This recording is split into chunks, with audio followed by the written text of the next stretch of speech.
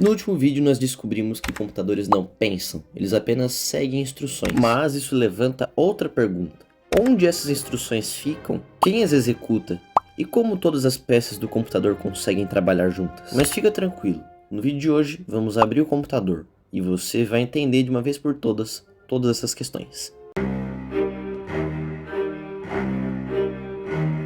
Até a década de 1940, os computadores eram bem mais primitivos e precisavam ser programados fisicamente. E isso trazia um problemão. As instruções não ficavam armazenadas na memória da máquina. Na prática, para mudar a tarefa que o computador executava, era necessário desconectar cabos, conectar novos cabos, alterar chaves e interruptores e às vezes até mesmo substituir módulos inteiros. Em outras palavras, reprogramar o computador podia levar horas ou até dias. E usando a mesma analogia da receita do vídeo passado, era como se o cozinheiro precisasse desmontar a parte da cozinha toda vez que quisesse mudar de receita. Ou seja, dava um trabalho tremendo. Em meio a essa insatisfação, foi aí que surgiu uma ideia aparentemente simples, mas que mudou a computação para sempre. Em 1945, um camarada chamado John von Neumann propôs algo revolucionário. E se o computador pudesse armazenar as próprias instruções na memória, junto com os dados? E a ideia era revolucionária mesmo, porque se você quisesse que um computador deixasse de somar dois números e passasse a multiplicá-los, por exemplo, muitas vezes você tinha que reconfigurar fisicamente o computador. Mas com a nova arquitetura, tudo ficou muito mais simples. Bastava carregar um novo programa na memória. Usando a analogia da receita, imagine que hoje a receita está ensinando a fazer um bolo, mas amanhã você quer fazer uma pizza. Antes, isso era como ter que desmontar a parte da cozinha para trocar a receita. Com a arquitetura de Von Neumann, basta apenas pegar outra receita e colocá-la no livro de receitas. Isso significa que para trocar o que o computador faz, não é mais necessário abrir a máquina ou mexer em nenhum cabo. Basta trocar o programa na memória. E é aí que nasce o conceito de programa armazenado. Tá, a gente sabe agora que a memória guarda dados e instruções, que no fundo são apenas informação. Como é que ele vai saber diferenciar esses tipos de informação? Bom, não é bem que ele sabe diferenciar um dado comum de uma instrução. No fundo, todos são bits, ou seja, meras sequências de zeros e uns. Eu diria que essa diferenciação se dá mais pela forma com a qual a CPU decide interpretar esses bits. Mas calma. Antes, precisamos entender como o computador organizado por Von Neumann funciona. Apesar de existirem hoje computadores extremamente complexos, quase todos seguem a mesma ideia proposta por Von Neumann.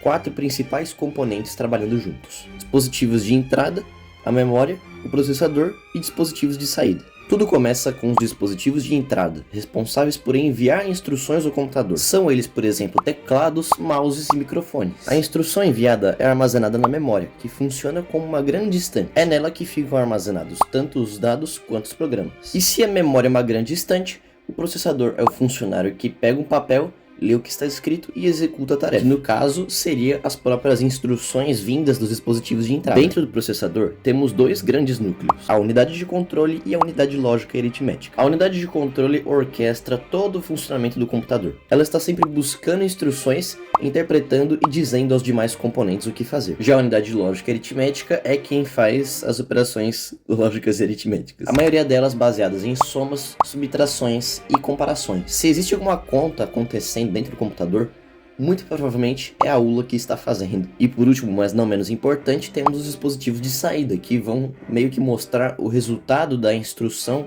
da entrada. São eles, por exemplo, monitores, caixas de som e impressoras. Mas o antigo mistério persiste e eu ainda não respondi: como o computador diferencia um dado de uma instrução? E a resposta é: ele não sabe. A memória, como eu bem disse antes, é como uma grande estante, composta por várias pequenas prateleiras, se assim podemos dizer. Essas tais prateleiras contêm determinadas sequências de bits e são identificadas por endereços, igual, por exemplo, casas numa rua. Para o computador, essas sequências de bits são meras sequências, não tem um significado definido. Mas o segredo está nesse querido aí, o contador de programa. O PC é basicamente um registrador da CPU que tem a única função de guardar o endereço da próxima instrução a ser executada. Geralmente ele é configurado pelo sistema operacional já quando você abre um programa. E conforme cada instrução direcionada pelo programa é executada, o PC incrementa uma unidade. Vamos supor que o sistema operacional abriu um programa extremamente simples, feito apenas para somar dois valores. Vamos supor que durante o carregamento, o programa foi colocado na memória a partir do endereço 1000. Então o sistema operacional entrega o controle ao programa e configura o PC para 1000. Então a CPU vai buscar a primeira instrução no endereço 1000. É aí que a unidade de controle vai iniciar um ciclo que se repete bilhões de vezes por segundo, o de busca, decodificação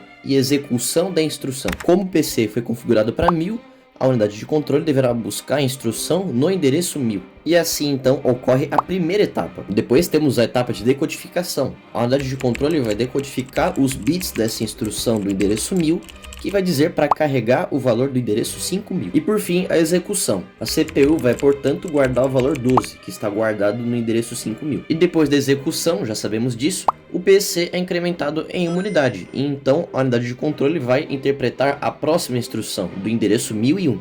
A instrução armazenada no endereço 1001 diz para a CPU somar o valor carregado anteriormente com o valor do endereço 5001. O endereço 5001 da memória armazena o valor 8. E aí a ULA entra em ação. Vai somar o valor 12, anteriormente guardado, com o valor 8, encontrado agora pela unidade de controle. Depois que a soma, portanto, a instrução foi concluída, o PC incrementa de novo, dessa vez para 1002. Com o PC configurado para 1002 agora, a unidade de controle vai ter que ir até o endereço 1002 e ler a instrução.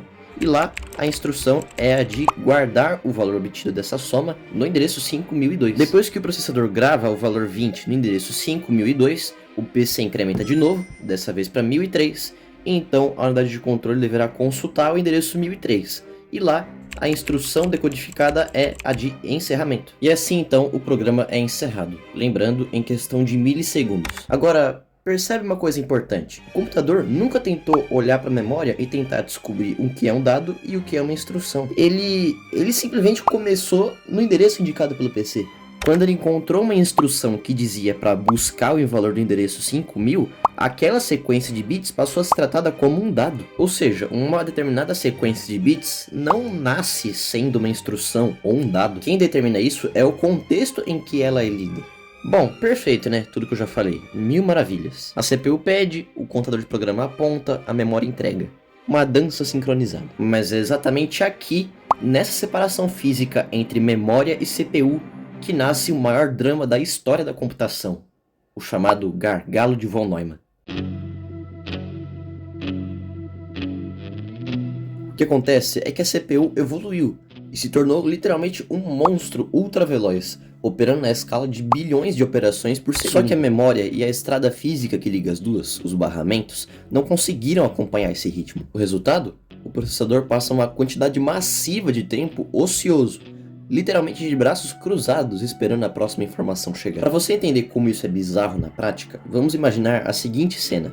Pensa numa cozinha onde trabalha um Master Chef, capaz de picar e cozinhar quilos de comida em um único segundo. No entanto, nenhum ingrediente fica na cozinha. Todos estão guardados num galpão de estoque distante. O problema é que a ligação entre a cozinha e o galpão é feita por um corredor muito longo e com uma porta estreita, e o ajudante que busca os ingredientes anda a passos normais. O chefe prepara o prato instantaneamente, mas passa 95% do seu tempo de braços cruzados, esperando o ajudante espremer um único ingrediente de cada vez por aquela porta estreita vinda do estoque. Por isso o restaurante é lento, mas não por culpa do chefe, e sim porque o caminho da comida é um gargalo. E a origem do termo gargalo é literal e anatômica, vem do gargalo de uma garrafa. Se você pegar uma garrafa cheia de água e virá-la de cabeça para baixo, a água não vai cair toda de uma vez em um segundo, porque o corpo da garrafa é largo e armazena muita água, a gravidade está empurrando a água para baixo com força total, mas o gargalo, a boca da garrafa, é estreito. A velocidade com que a garrafa esvazia não depende do tamanho do corpo dela e nem da força da gravidade.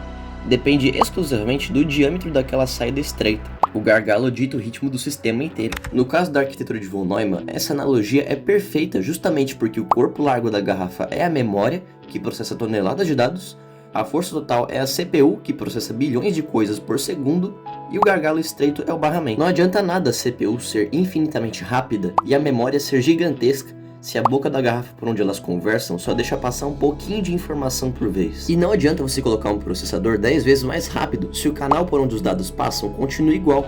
A velocidade final do computador não vai mudar quase nada, porque ele vai apenas passar mais tempo esperando no sinal vermelho. O barramento vai atuar como o funil do sistema. Vale destacar que o gargalo de von Neumann não existe apenas porque instruções e dados compartilham a mesma memória, mas porque a CPU precisa trocar informações com a memória por um canal de capacidade limitada. O fato de instruções e dados compartilharem esse caminho agrava o problema, mas a essência é a limitação da comunicação entre processador e memória. Mas, e se existisse uma forma de construir computadores sem essa separação tão rígida entre memória e processamento? Bom, cenas dos próximos capítulos. Eu vou ficando por aqui, até a próxima. Tchau, tchau.